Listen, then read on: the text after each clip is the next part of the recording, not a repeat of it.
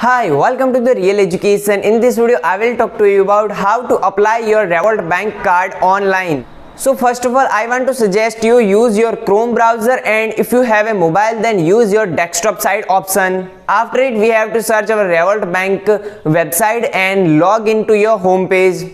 After logging to your home page, there is many options available in the dashboard. So as you can see, here is the option of home and there is the option of application. So please select your application option. So here is the option of choose a plan and order a card. So we have to click on it.